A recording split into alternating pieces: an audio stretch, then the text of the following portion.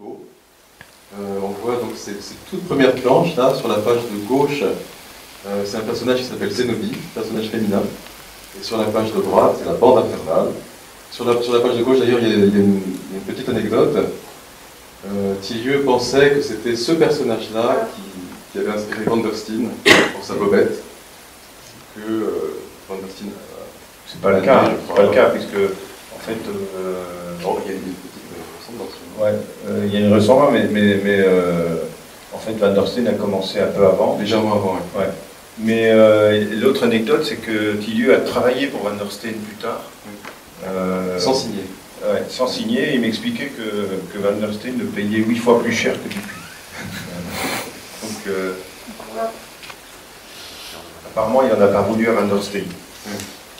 Alors, dans ce journal, Rimbaud, il va devenir Gide par la suite, et puis Blondine, Tillieu faisait à peu près tout, en fait, des bandes dessinées, courrier des lecteurs, maquettes, etc. Il était vraiment... Alors, il faut souligner qu'on parle beaucoup de l'école de Bruxelles ou l'école de Marcinelle. On oublie souvent l'école de Liège. Et justement, autour de Guy de Pierre, il y a toute une série de jeunes auteurs qui ont percé. Je pense à Greg, il y a Charlier, il y a Hubinon. Tillieu en faisait partie. C'était une filière autour du journal Vril à l'époque. Et il y a eu un grand moment, et au fond les Liégeois ont continué à peser sur la bande dessinée, puisque il y a Walteri, il y a Coleman, il y a Mittei, enfin toute cette région-là a fourni beaucoup de dessinateurs, presque autant que Charleroi et Bruxelles.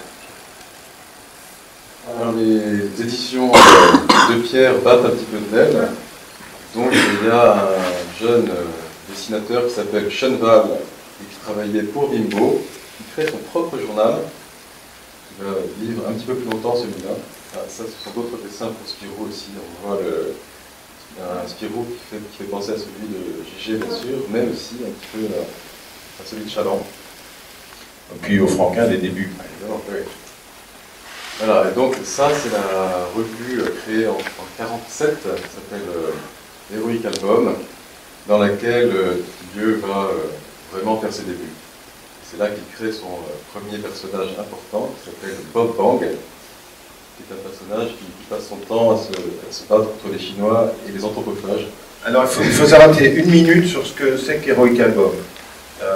Heroic Album, c'est ni plus ni moins la volonté d'implanter le comic book en terre européenne.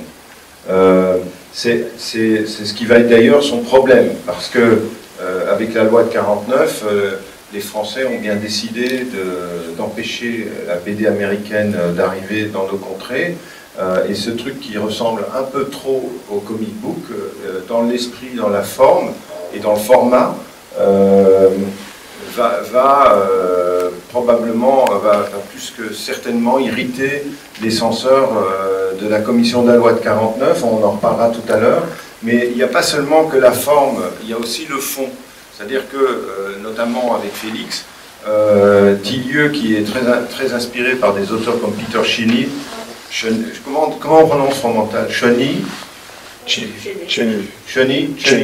et par les grands auteurs de polar américains, va introduire une dimension nouvelle dans la bande dessinée policière, c'est la dimension hardball, c'est-à-dire un côté beaucoup plus violent, plus réaliste que la BD policière qu'on pouvait connaître, par exemple, dans Tintin, qui était un truc très propre, où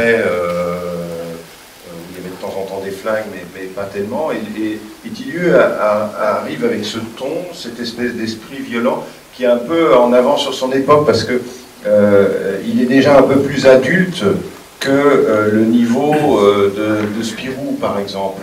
Et donc, c'est sûr que c'est une BD qui va déplaire à Dupuy, d'abord graphiquement, parce que le dessin de Tillieu à l'époque regarde beaucoup du côté d'Hergé, et Dupuy aspire à une bande dessinée plus humoristique, plus ronde, plus disneyenne, pour tout dire, que ne le fait Tintin. Et chez Tintin, on est réaliste, mais c'est un réalisme scout, curé, enfin, Il y a un côté beaucoup plus bien pensant, et c'est pas le cas d'Heroic Album qui justement vise cette frange populaire. Surtout dans cette série-là où il y a des scènes de torture, il y a des choses comme ça qui semblent étonnantes maintenant quand on sait que elles sont pas étonnantes, en fait c'était assez proche du cinéma de l'époque. C'est une publication moderne en fait, hein, très moderne pour l'époque et beaucoup moins compassée. Parce qu'en France on en était à Fripounet ou alors à l'idéologie communiste de Vaillant, où ça restait quand même très corseté tout ça.